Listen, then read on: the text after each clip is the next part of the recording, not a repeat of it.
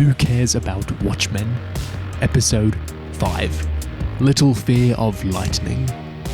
This week, like usual, we have myself, Ingiger, from England, which is the land of Alan Moore, who had his birthday on Monday. So, happy birthday, Alan. We have both Neo and Tom Tit from Australia, which was the setting of some episodes of The Leftovers. And we have Broken Mirrors from Watchmen's nominal setting, America. All four of us having read and enjoyed the 80s Watchmen comic.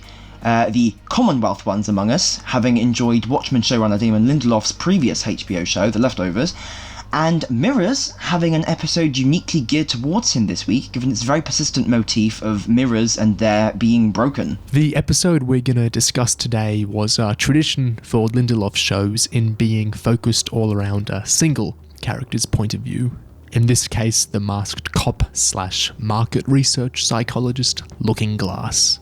We opened in 1985, covering the squidly devastating ending of the comic from a very ground-level perspective, where a young, devoutly Christian Looking Glass was misled in a hall of mirrors by a girl who stole its clothes. Then the giant, monstrous squid materialized in New York, sending out a shockwave, killing millions.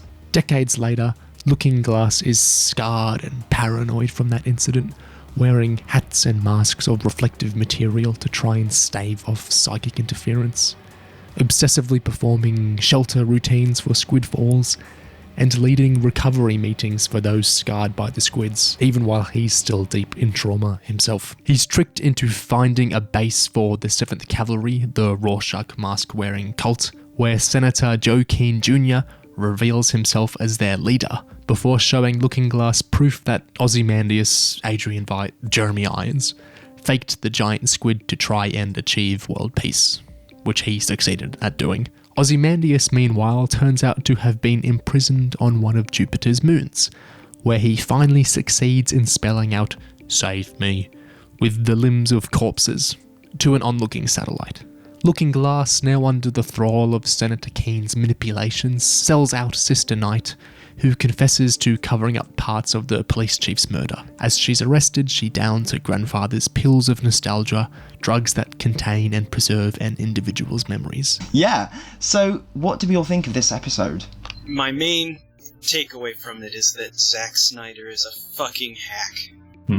Because I seem to recall a whole lot of hoopla about how you could never put a giant squid on camera. That would look ridiculous. That's right.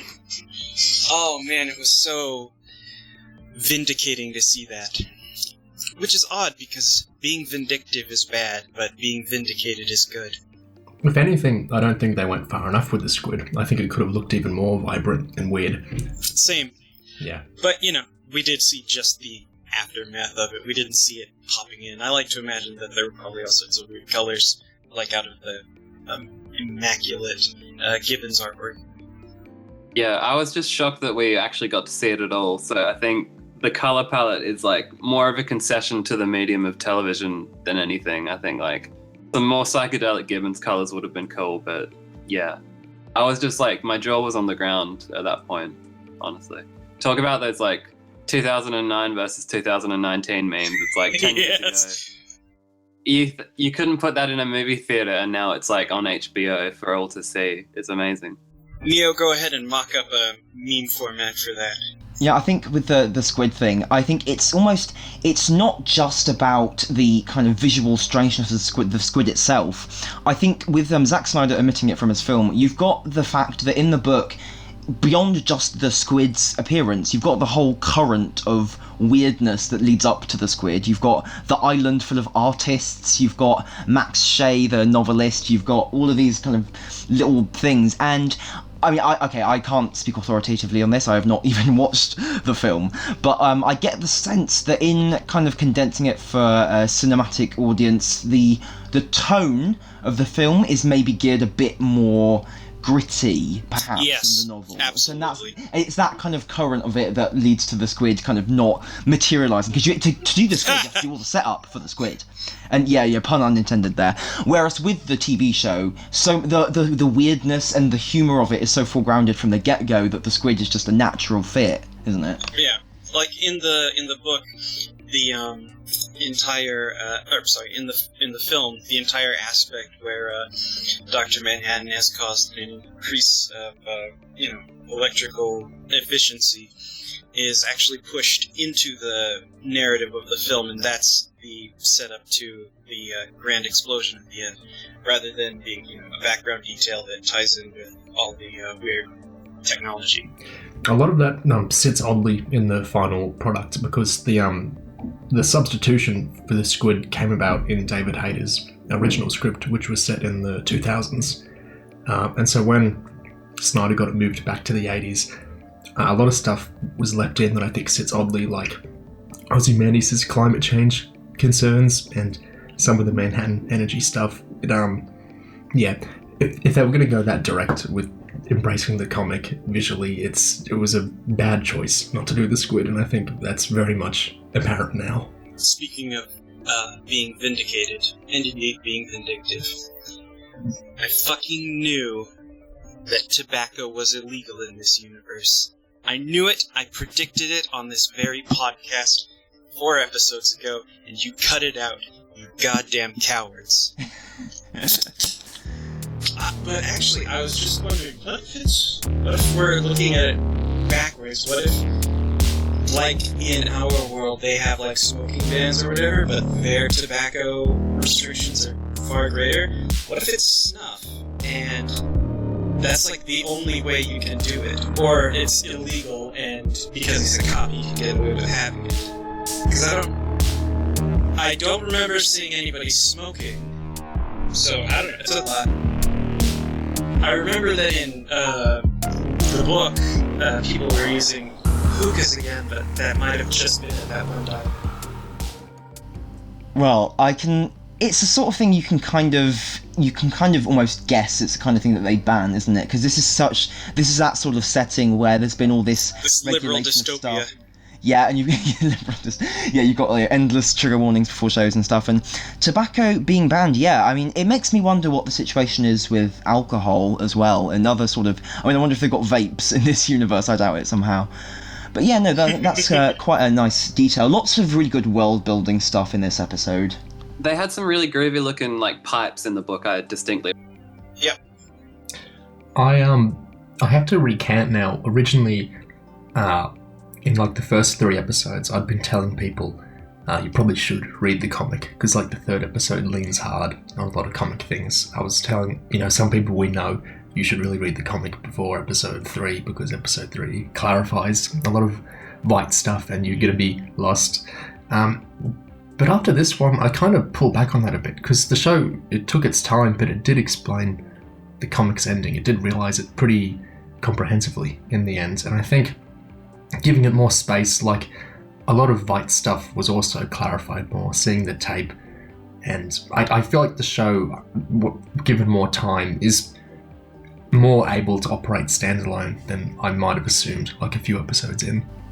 I mean, for my money, I think I would still tell people to read the book first, just because I think because it's better. The book is better. Yeah, the book is better, obviously, but also I think if you watch the show first, you're essentially having, I don't want to harp on the spoilers thing, but you're having stuff like the squid and Veidt's plan delivered to you in a way that's sort of backwards compared to the book, which delivers it kind of forwards as it was originally intended, and also like as much as I love the squid sequence in this episode, I think the squid reveal in the comic just cannot be beaten. The way that it goes to full page panels for the first time in all 12 issues, the way just you have this slow, incredibly kind of dire kind of crawl towards the squid itself, all the little details, the characters who grew to love over the course of the book just scattered around the floor, their corpses, like it's great. So yeah, that's actually my bigger issue with the film's changed ending isn't the removal of the squid, it's the removal of like the lesbians and all the other ground level people that converge at that point in the comic before getting all killed. that's really in it is Bernard's and Dr. what's his name? Malcolm Long, and he's just like walking past. In the comic it's him leaving his wife to go intervene with the fighting lesbians because he's embracing the idea that you should try and impose positivity upon the world, blah blah blah. It's all a foil to exactly what Veidt was explaining Yeah. at the end of issue 11. It's really important thematically. Anyway, in linking to the ending, I think what this episode really did for me was highlight the inhumanity of what Ozzy did. Like, that huge complex looking glass and those other people had, none of it's real. Like, they're all talking about, we have to accept blah blah blah, but it's all fake. Yeah. So all their trauma being based like on a joke, it's just it's disgusting. And seeing that realized on a really personal level through all his neuroses and his life history and stuff, I thought it was quite affecting, and it really stressed how much of a villain Jeremy Irons is playing. Beautiful line. That weapon is fear, and I am its architect. Yes. Reference to the yeah. For those who aren't following, there was an Outer Limits episode, which is basically the plot of Watchmen, except done in like the 60s, I think, wasn't it? Yeah. I believe the comic even references that episode. Mm-hmm. Yeah, in the last issue. Yeah. And the comics editor resigned because he wanted Alan Moore and Dave Gibbons to change the ending when he saw this, because he thought they'd all be seen as hacks for ripping it off. And they refused because they'd come up with it, independently, and they'd written the first 11 issues, foreshadowing it. And so, the editor resigned. And then decades later, he wrote the Ozymandias run of Before Watchmen. Oh, God. I think the whole post-traumatic squid disorder, as Lindelof put it in yet another one of his less than tasteful interview quotes, I think that whole element of this episode is one of the biggest arguments the show has made so far for it being a sequel to the book, because it gets into what the book kind of can't really, by nature of its structure, which is the idea of not just thinking about the moral dilemma of Ozymandias, killing a shitload of people, but also just the bit that people often don't think about, which is the trauma that leaves, and just it's like you said, like it really emphasizes the cruelty and just the sheer just how really deeply scarring and horrible it is for people to survive that. Never mind being killed by it. You've got people I think I said in one of the earlier podcasts that the squid kind of seems to have sent the world a bit insane, and it's just so emphasized here, and you almost wonder how Veidt didn't kind of see this coming. Like, he didn't kind of he doesn't seem to acknowledge the idea that actually this is gonna send people completely off the handle. Yeah, there's actually a very wise man named Lex Luthor, who said that Ozymandias' plan was the stupidest thing he'd ever heard. And it's really not hard to see why. I think what Jeremy Irons' performance in particular is doing is, he more so than the book, I think, where Ozzy at least projects a kind of warm, fatherly, I know what's best demeanour. Here he's like chewing his words so much, he's so self-satisfied in that tape with his plan. It's very like Ozzy. He's very Jeremy Irons-ish. Yeah, it's like he's figured out the Lindelofian puzzle box. He's figured out the answer, the code to the puzzle to, make things better, to improve society, and it's all very clinical. Like, it's disturbing. And Ozymandias' whole shtick in this new show is he's essentially recreating what he did in the novel by using all those corpses of the Phillips and the Crookshanks to literally send a message. Yeah. Except he's not trying to save humanity this time, he's just trying to save his own ass. It's like very very inward directed. I think the whole show in general is a lot more like focused on individual psychologies, whereas the book is more concerned with like very big issue ideological worldviews sort of stuff. I think the something the show is better at is characterization. I think like in the comic they're all very they're well realized, but they're very much archetypes, whereas here but the comic's more about institution and society and that kind of thing. This is much more drilling down on the individual psyches of people, which is what television's good at, and Lindelof's kind of shows in particular are good at. Yeah, I was about to say that like the comic is more didactic, but I'm not sure how true that is, because the show has kind of bits and pieces here and there.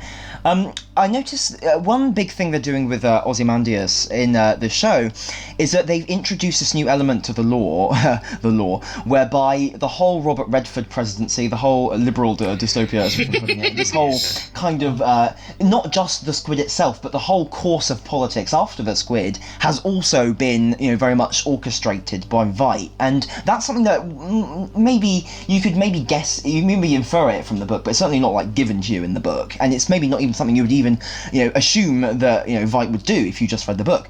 But it's a bit of a disrupted take on him. But what you've got now is Veidt as this the epitome of this like democratic elite, your sort of pompous preening liberal who is perfectly happy just kind of overrule the masses, and the insistence on him causing the whole blue wave and installing Redford and so on and so forth, and the way in which he's almost like a parody of this kind of like technocratic liberal, whereby we'll keep the system in place, we'll keep capitalism in place, but we'll just kind of move towards this wonderful utopia where technology makes everything fantastic and all of that. Like that's kind of being so pushed in the show. And something that I was thinking about when I was talking about this the other day, I just got one thing to say here, is that what I like about it is that it's getting at the aspect of Veidt, which is the embodiment of something that is very much a real tendency in I'm trying to phrase this in the least crude manner possible, but you know how he sometimes tweets things about how, like, well, if these racist white working class people, just want to have, cruelty and racism and all of this stuff, then, they deserve to die under Trump's policies. They deserve to die. It would be better if they were all just gone. I think there is, and not even just that, actually. I think, simultaneously, maybe elsewhere on the spectrum, you've also got people who, if you try to talk to them about the fact, like, Obama drone bombed a load of people, or just the baseline for an American president being like all kinds of murders and atrocities and stuff, they say things like, well, we don't live in the Care Bears land, this is the real world, you have to make tough choices sometimes. And what I'm trying to get at here is I think there is very much a tendency in this mainstream politics of an ends justify the means mentality, giving way to this suppressed murderous impulse, this idea that, well, maybe if the current system stays in place, then we will just have to make some horrific final choice someday where we just kill a bunch of people to immediately bring forth utopia. And I think that's kind of, maybe unintentionally, that's quite damning of the status quo if you can't think of a way to defend it other than unbelievable atrocity. Okay, that's my 60-second soapbox over. Oh, it's fine. I was just going to say it's a lot more along those same lines. In fact, it's very much more Tony Stark-ish. Yeah. Than, strictly, God, I don't know the Charlton's character that he's based on. I mean, that's great, actually. That really links it to the present wave of superhero stuff, doesn't it? Oh, and another interesting thing about sort of the intersection of personal psychology and greater social change, the mention of genetic trauma this episode, bringing us back to that, which really ties back in with the entire, with everything going on with the A-bars, and... I'm wondering, is that going to be principally metaphorical, or are they going to use that as an actual plot point, like Angela literally inherited the trauma in her DNA? I feel it might be stronger if they focus on the way in which socially and materially these traumas get passed down, rather than say, oh, I've got trauma I'd prefer in my DNA. That. Yeah, then... Well... You're about to say it's Damon Lindelof. Well, moreover than that, are we... Well, yes, one, it's Damon Lindelof. Two, are we going to talk about the implicit Holocaust denial in this episode? Yeah, well, that whole determinism thing you were talking about, that's all... Great way to just skip past it. No, I'm no, it's fine. No, circle back round. That's in the Schindler's List thing. Like, the idea that... Exactly. It's very cynical that Spielberg just would have done the black, white, red girl thing, regardless of the topic matter. I found that I don't know if it was meant to, but I found that an amazing jab at the schmaltziness of, the arguable schmaltziness of films like that, or Spielberg style in general. Like, the idea that, I know it might have just been meant as a world building alternate, thing, but I found that cynical in the extreme, interestingly. And, that's about the Holocaust. Yeah. Before we get back to Holocaust denial, I just want to, just the Schindler's List thing, I wonder if that's maybe more of a comment on how, if something like the Squid happens in America, you have it almost like it replaces the Holocaust for people, perhaps. Yeah. Or at least for Americans. It's already, Americans are like that. it's already replaced 9/11 too.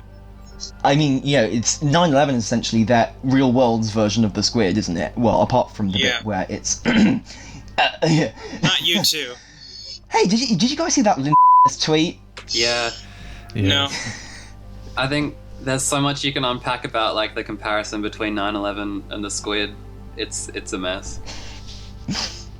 What'd she say though? Basically, she insinuated that the show is leaning hard into 9/11 trutherism. And Well, no one's duh. talking about it in the reviews, and we want you to cancel the show now. Because it's... Yeah, that's a whole I thing. mean, Lindelof is a credited writer on Star Trek Into Darkness. So, I mean, I can't open my can again. Probably I should have saved it for that, but yeah. I mean, it's not like it's a big mystery.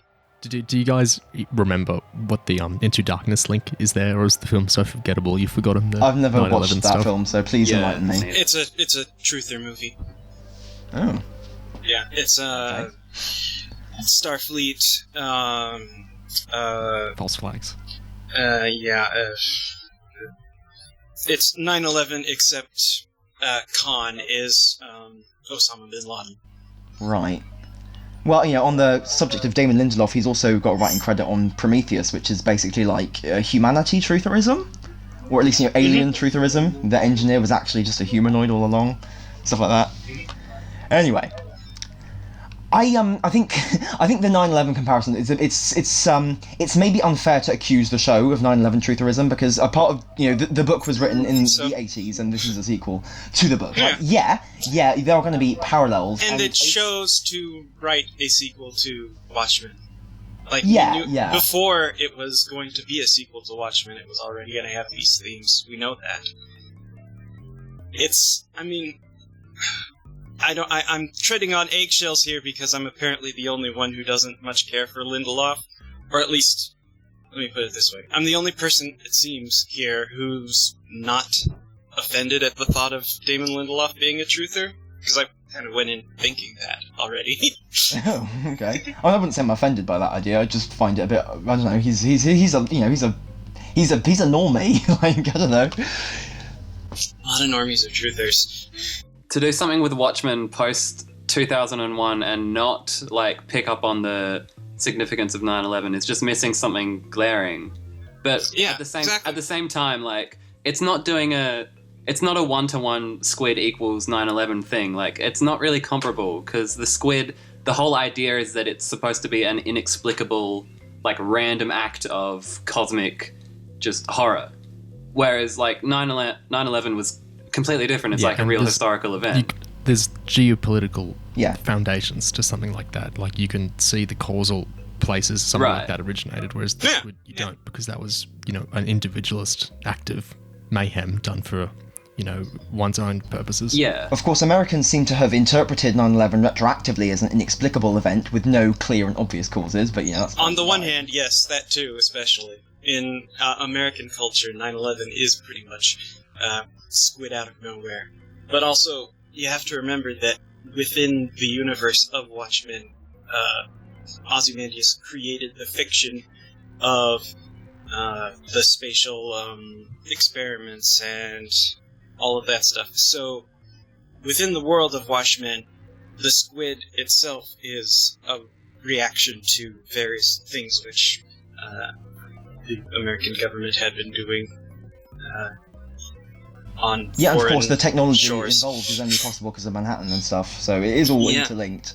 Mm-hmm. When we're tying this into a judgment on Lindelof's character, I think an amusing kind of irony is I think of him in much the same way as Snyder, in that I find a lot interesting in their work, and I feel like if you separate the work a little more, it seems more noble and more profound than perhaps it was intended to be. But then when I hear them talk about it, sometimes I kind of wince, if you know what I mean.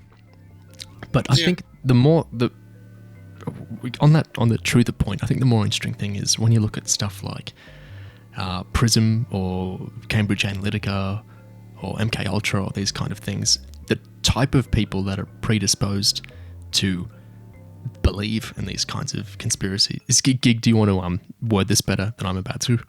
Well, okay, yeah, I think part of the whole, Lindsay Ellis contention with accusing the show of encouraging 9/11 trutherism and stuff is that the show depicts how, in the world of the show, the ones who are, let's say, red-pilled about the squid being a hoax are, the right-wing, this kind of, the Klan, the racists, the Rorschach devotees, and that kind of perhaps speaks to a way in which, in, the real world often, people who nurse conspiracy theories and so on and so forth, they are often, on board with some kind of twisted kind of reactionary agenda as well, and even in some cases where perhaps the conspiracy is not like entirely out of the realm of possibility, the sheer the basic level of just sheer distrust of all information, all sources, and everyone is often deeply embedded in the kind of the reactionary mindset, and usually links to some other web of conspiracies they've drawn up about how the world is being controlled by the Illuminati and so on and so forth. And there's probably usually some racism there too. I think there's something that feels right to me about the fact that Rorschach, despite being privy to the truth and trying to perhaps nobly get it out there, he was such a fucked up individual himself that the only people willing to countenance his disgustingness and his beliefs and the sources that he sent his stuff to were the absolute worst people. I think there's something very true about that, and it's just there's something that feels maybe karmically correct. I think it's in the spirit of what Moore was doing with the character. Yeah. It embodies that contradiction, which I really like. But again, I mean, Lindelof is a reactionary, so he probably wouldn't consider himself one. Well, they often don't. Viewpoint. Yeah, exactly. He'd consider himself a radical liberal. Yeah. In that sense, I don't mean a radical, liberal. I mean, he's a radical centrist, more type. Not quite that far, but that's his kind of conception. Like the whole liberal dystopia stuff. You've got to remember there's two other writers' rooms that worked through making this show with them, and so I want to refrain from too much from treating it as the spawn of this one guy's opinions, but at the same time you can see how at least they were the originating point for the world and for what's being done here. They may well have been tempered into something better and more nuanced and interesting by the other writers. We'll see in 4 weeks' time. Are you guys familiar with that Alan Moore quote about conspiracy theories and how he essentially believes that the world is basically comprised of just multiple conspiracy theories all bumping into each other and intersecting and interlocking, and how the world is essentially rudderless in that way. I feel like this episode was kind of I was seeing that played out on screen, because you've got the sort of senior conspiracy of Veidt and his machinations, and you've got this kind of sub-conspiracy of the cavalry and the Joaquin, and you also have this counter-conspiracy going on, which seems to be whatever Reeves and Lady True are doing. And I feel like that's kind of really what Wade is faced with in this episode, and that kind of causes his crisis to an extent. It's not one thing, it's sort of everyone operating behind his back, basically. It's just an extension of the Not Top, stealing his pants and running away, basically, except on a much, much larger scale.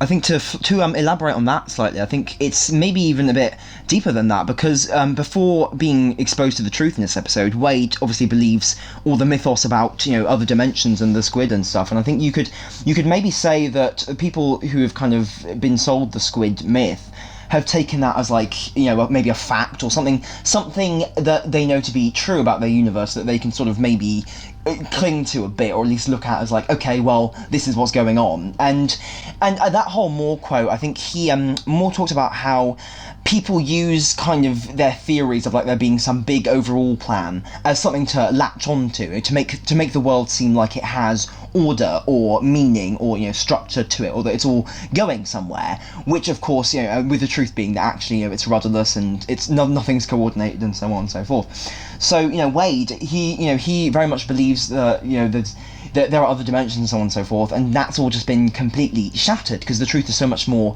mundane and small and hopeless almost than perhaps he was ever prepared for. Yeah. It's very much the same sort of revelation that Rorschach has in, he knows what cats know that makes them scream at night. Or whatever it was that he said. Yeah, speaking of Rorschach parallels, Wade was eating beans with his mask half on while watching American Hero Story with a very which took a interesting turn. clip. Oh, yeah, boy. yeah. I mean, I found that hysterical. Yeah, honest to God, my facial expression was exactly the same as his. Sort of a, wait, what? Is this still... What show is he watching? So apparently Ryan Murphy really goes for it over there.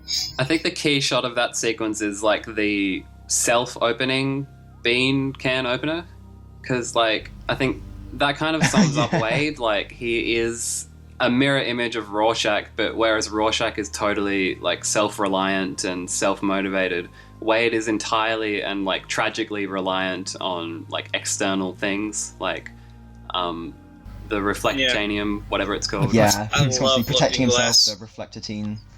Yeah, the alarms and everything. I think people are misreading his lie detecting skills, because I think it all comes across in that scene where he can see through like the two lies the cavalry woman says, but he can't see the huge lie she's trapping him in, and it's I feel like it's being overestimated and misunderstood. The idea, it's like it's a epistemological crisis he has. That's why at the end he takes the box back, even though he knows it's not true. It's because he needs some kind of truth, even if it's a false one, just to, like operate on. He needs some axioms for like his worldview. That's why he asks, "Is anything true?"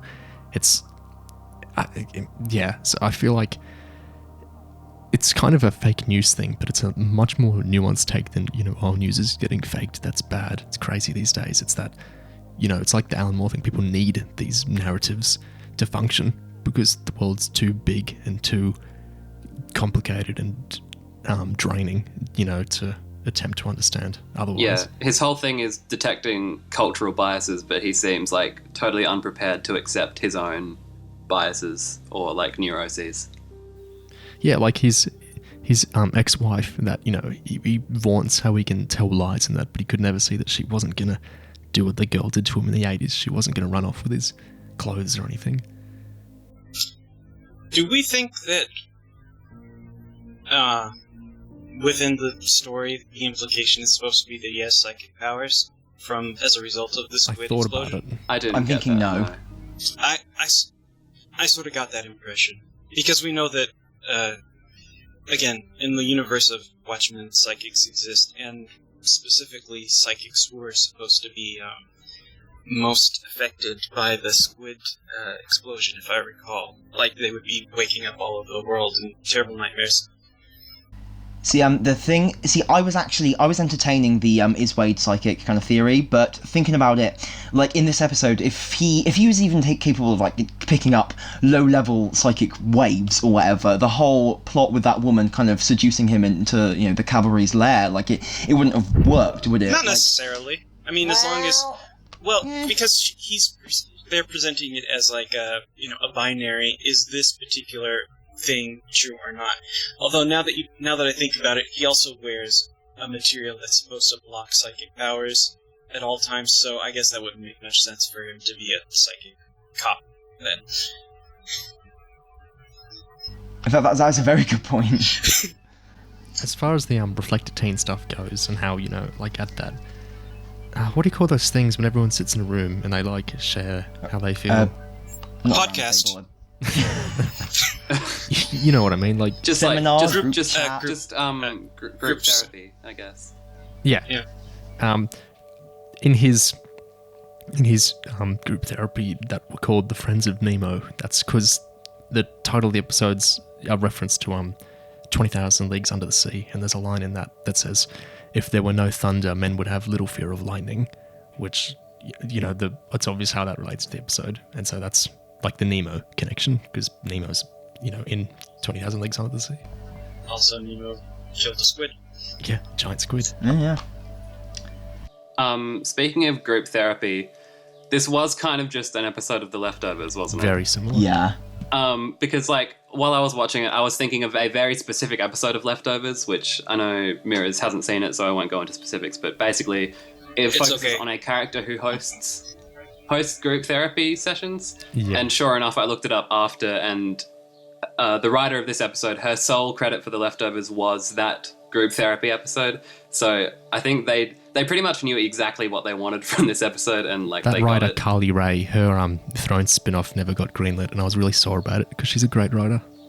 Oh, yeah, definitely. And plus just the fact that it's like a huge event which happens in October, which sort of sends the world into a state of grief. It's very I never made the connection between the departure and the squid before, but it seems really obvious to me now. Yeah. I think if you've watched The Leftovers, it actually maybe doesn't do this episode of Watchmen that many favours, because I think if you're attuned to expecting those beats and that structure, single character focused episode, story from their past, links to making some key decision at the end of the episode, it's and the final scene will be some statement about resolving their character or whatever. You can kind of see the beats coming, and even the use of music as well, the various versions of Careless Whisper, yeah. Using recognisable pop culture cues to comment on character and stuff. It's also saturated in Leftovers, and it's great. And certainly, I think maybe it seems more novel and searingly original if you never watched The Leftovers. But it's it's very much it's the wheelhouse of Lindelof. I was thinking this first tier Watchmen episode is a lot like a second tier Leftovers episode, which is great, but yeah, it is what it is. If you've seen Lost as well, it all stacks, because it's the same bag of tricks. Yeah.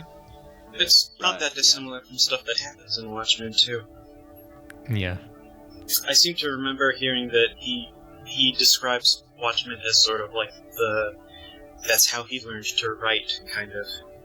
Yeah, well the character backs. Watchmen was plotted out for 6 issues, but it's 12 issues, and that's because 6 of them are used as solo character episodes. Backstories, delves into individuals. So do you think that after we've gotten our first Wade spotlight episode, do you think that he is dead? Yeah. As per the suggestion at the end? Yeah, I don't me think too. so. I kind of hope so as well, in a very macabre way. Because I feel even though we've basically just met him, I feel we've already seen his end. He's a Tulsa cop, and he's a bunker freak. I think he'll be very prepared for a home invasion. He seemed like he was in a very vulnerable state at the end, though. Also, he just got in, I don't know, he seemed very prepared for squid attacks, at least. I don't know about physical attacks. I mean, he joined after the White Knight. I assume he knows. Yeah. If it turned out that he was dead after this, I would not feel like I was robbed, No, I wouldn't either, but I don't think Honestly, it seemed equally like he was prepared for it. On some level, he knew that the real choice he was making was whether it would be Angela or his house that got the truck full of rednecks. Yeah, I think the cutting it off where they did, they want us to speculate about whether or not he's dead. I don't think I don't want to. Well, this reminds me of another episode of The Leftovers actually, where a character it seems to be ambiguously whether they're alive or dead at the end of the episode. But let's not go there. Yes. I think I'm not. I don't think I'll feel robbed regardless of which outcome. I'm kind of. Yeah, I think he could go either way. There's something really sad about him if he's dead at this point. It's just, it's really sad. But I can totally see it, because we just had such a great encapsulation of who he is, and that decision that he makes at the end of this episode, that's clearly pivotal, because that will lead us to Angela's whole thing with nostalgia next week. So, yeah, his time might be up. I don't know. If we're talking predictions, I'm parking this now. That what True and Will Reeves are doing is, so nostalgia's memories coded into pills. I think they want to drop an empathy bomb on the country where they use some form of nostalgia or something to make people live through memories of people that aren't, like the 7th Cavalry, to try and force a change in worldview or some such. Oh, you think that's maybe what the memory that her daughter is having?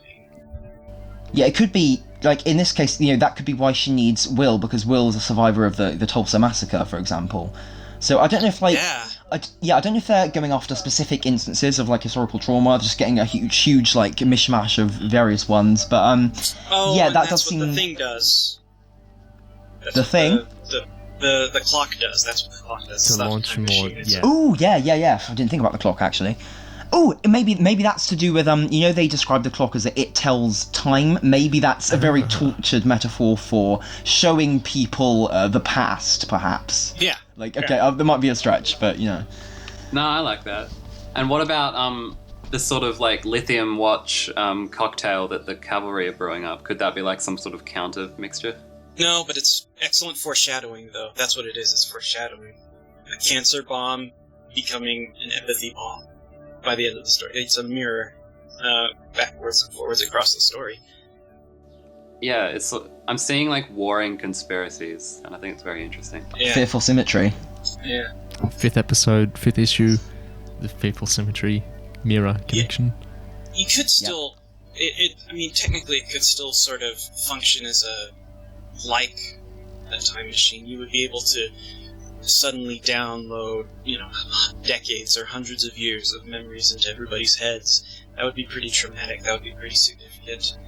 And it would essentially be giving people that Dr. Manhattan vision from his chapter in the book, because that might be how it all links together and such. I just want to point out, when it comes to nostalgia and giving people it, particularly giving people it non-consensually, this week on the website there's a little file that includes some of the side effects of nostalgia, and obviously it's not going to be pretty if you take someone else's nostalgia in like a hefty dose. Mm-hmm. And among the various side effects they mention, like kind of random erections and things like that, and all sorts of horrible things and psychosis and stuff, one thing they specifically say is that if you ingest someone else's nostalgia, you experience things like hyperactive empathy, and also something they specifically say is that it dissolves the boundary between self and other, and they even capitalize the word other to point out that it's like the philosophical sense of other and like the sort of the post-colonial sense.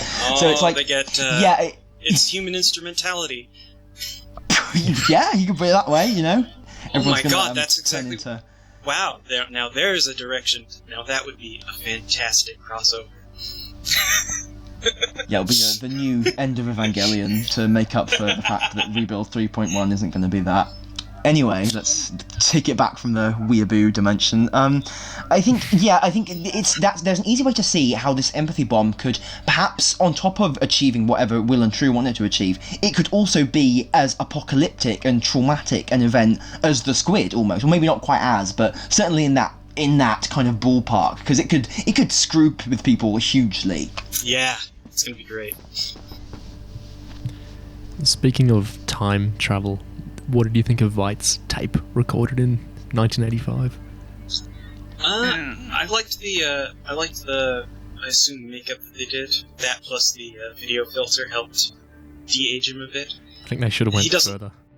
He doesn't look exactly like he did back then, but mostly that's because Jeremy Irons was very thin and had dark hair back then. So seeing him looking a bit more like comic Ozymandias was odd.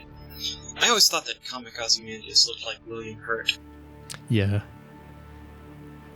His delivery was gorgeous in that speech. Mm-hmm. Yeah, the speech is very entertaining.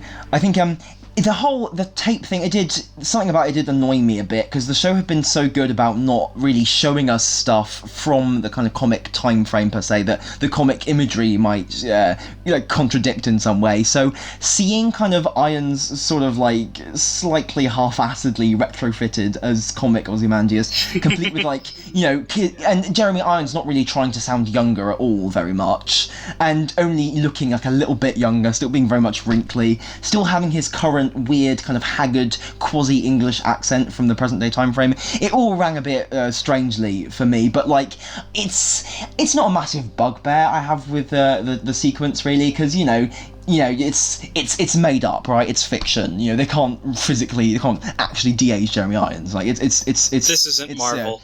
It's and it is and his delivery of the whole thing is very entertaining, but it's kind of, it does break the magic of it a bit for me, for them to kind of outright kind of go and show like Ozymandias 24 hours before he launches the squid and have it not quite click with the comic. That's the sort of thing they've been very good about avoiding so far. I don't buy the tape is like how Rorschach's journal was received, in that I don't agree with this as far as like the comic goes. Like I don't buy Rorschach's journal being received the way it was in the show. I don't buy Veidt making evidence like that tape, but I'm perfectly happy to accept it just because it's very difficult to make something fit completely into an existing thing that isn't set up at all for sequels or spin-offs. So there's some jiggery-pokery that has to be done, and I'm totally fine with it, but I don't buy it like in the comic sense. This is a canon bubble situation for me. I'm fine with the idea of Veidt. I mean, because the plan... Oh yeah, that was fantastic. It kind of doesn't make any sense at all unless you assume that he has further, but that he's going to further influence the major players afterwards. I'm sure that the Kremlin has an identical tape in Russian, probably delivered personally by Veidt, because of course he can speak Russian, I'm sure. I think there's one thing that maybe you can materially object to it about, which is that in the comic, Veidt's whole thing is that he's modelling himself on Alexander the Great, and specifically the idea of cutting the Gordian knot, which is to say solving the problem by just slicing through it in one fell swoop and just having this utterly unassailable, perfect, plan that will, solve everything. And for the show to be kind of like retconning that and saying that, well, actually, he also extended it into a ton of micromanaging because he wanted to also manipulate the entire future as well as just his plan. Like, as much as it's this isn't a complaint on my part, because as much as it perhaps does not honour what we are told about Veidt's character in the comic, it sort of undercuts his ideology to an extent, and I think there's a point to that. Like, it's kind of politically loaded in the sense it's saying, well, actually, maybe he was not even honouring that himself at the time. Like, what if that was all bullshit from the start? And certainly, that might not be what Alan Moore was thinking, or Dave Gibbons at all, but, certainly, it fits for this version of the show, and you can kind of...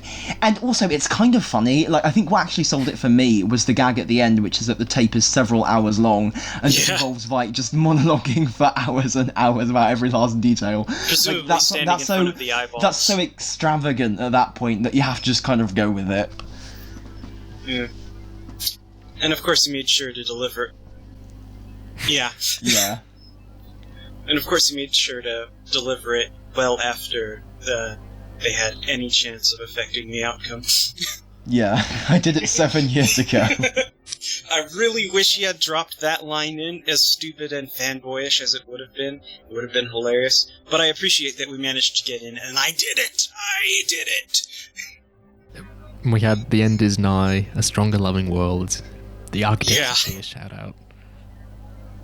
I think my favourite Irons moment, personally, was when he was launching out of the catapult, just his face of glee as he was flying through the air. It's just hysterical. Yeah, I love all the imagery with his stuff. But I think you've missed the most relevant quote from the book in this week's episode. I leave it entirely in your hands? Yes, that. Yeah. It's sort of lays it bare that, Looking Glass, even though he's been presented to us as this sort of, cool, mysterious, sort of a character, out of a Western, man of constant sorrow, whatever, he's actually just, Seymour. He's the average Joe. In a way, he's us. He's, the totally, just wrecked by, circumstances and being a cog in the machine and, completely, just out of action. So good. Something I hated? Yeah. Because I think we're ladling on too much positivity. Those flashbacks to Wade's hat when the therapy said not as with magic tinfoil. The one at the end that was just showing his daily routine, I think was fine. But the other ones where it's oh, you remember this, don't you? If you've seen the first episode of The Wire, there's a really similar thing there, which David Simon like absolutely seethes over, but HBO forced him to put in just like a flashback literalizing, you remember what this is pertaining to, don't you? I find it condescending and it makes me roll my eyes. But there were only like 2, I think, bad ones in the episode. I was okay with the one about you're afraid that I was going to run away with your clothes, because even though it's hackneyed and really ham-handed, on the other hand, it still fits with the idea of it being like a traumatic flashback that he has, just at the literally that she triggered that flashback for him. But the rest of it is just reminding us of shit that happened 15 minutes ago. Yeah. I took it as kind of like Wade sort of suffers from intrusive thoughts, just like probably, yeah. You know. Again, psychic. But I think it could have been done better, you know. Yeah, I think if there's ambiguity over whether it's a character point or whether you're just talking down to the audience, something's gone wrong, you know? I think you can communicate stuff like, intrusive thoughts and so on in a way that is perhaps, even subtler and kind of, and is telling in its own way rather than just sort of crudely cutting to stuff. Having said that, on the editing point, I do like the little montage towards the end where, his world has been shattered and he's just flashing back to everything at once, including the squid and pretty much everything. And while acoustic cover of Keller's Whisper plays in the background. What do you think of the splicing animal DNA, incineration, all that stuff? Yeah. Oh yeah, and pet cloning, yeah. That was great. That was very... Did you notice the receptionists were clones as well? Yeah. Yeah. That was creepy. Everybody, and a whole bunch, everybody in the place was a twin, and everybody had, 2 copies of dogs. It was weird. But it... Makes me think they're building up to something with the clones as Yeah. well. Maybe on top of the nostalgia bomb, they could, literally bring back, some people from the 20s. That would probably be a bit too much, but, I don't know. I feel like it's going somewhere. Yeah, I'm not sure how the clones will end up playing into it, honestly. What if, what if, now that you said that, they've been collecting DNA from everybody through the cultural centers. What if they're What if they're gonna clone back all the people who died in the Tulsa massacre? I don't. It's just what a weird fucking thought. But it's. Oh god, that's freaky. I mean, certainly I have been suspicious of the cultural centre. When Angela broke into it, and I think episode 4 or whatever, the camera lingered very closely on the signpost just outside the ancestry kind of family tree exhibit. There was a thing saying funded generously by the Legacy Fund or whatever, and they didn't tell you what that is. I could really believe that being something that some shell company by Lady True or whatever. It seems Pyramid very Transnational. up her alley. Yeah, that's such a freaky idea. The idea they might bring back all the dead people. Oh god! Thing about he talks to himself in the mirror and kind of at the start when he's kind of berating himself for being a dummy and so on. And that reminded me of the Hooded Justice monologue earlier on in the series about how the mask is a way of almost melding with the person in the mirror and stuff like that. I quite like that whole dimension. Also, just another random observation, I noticed that even as an adult he still calls himself a dummy, when he gets tricked by the lady. Yeah, that was a fun detail. It's just really well realised on the whole, very detailed.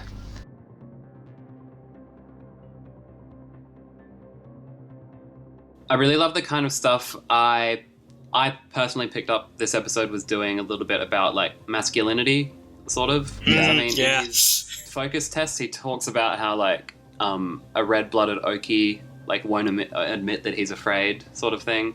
Which I guess it's not strictly limited to masculinity because even the kids, they'll lie about the cereal and say it's good because they just don't want to rock the boat, basically. Which I think is very easy to apply to a larger political stage.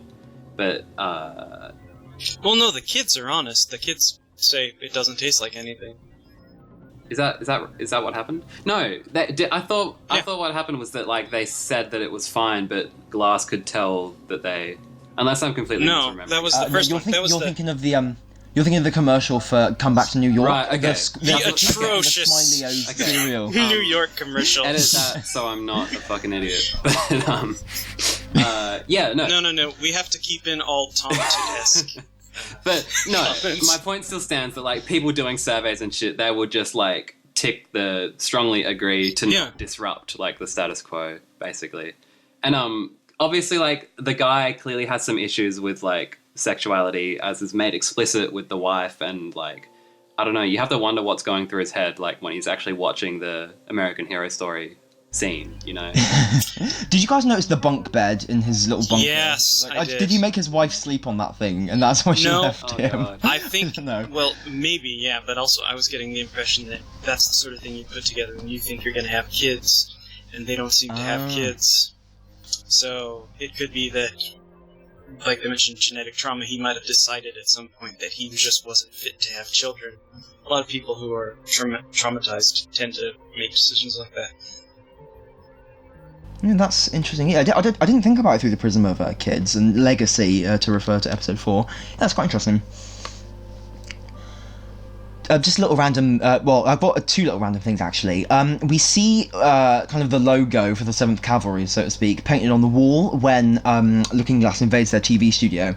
And we'd seen this image before, not in the show, but on the website in this old letter that Judd's grandfather had received.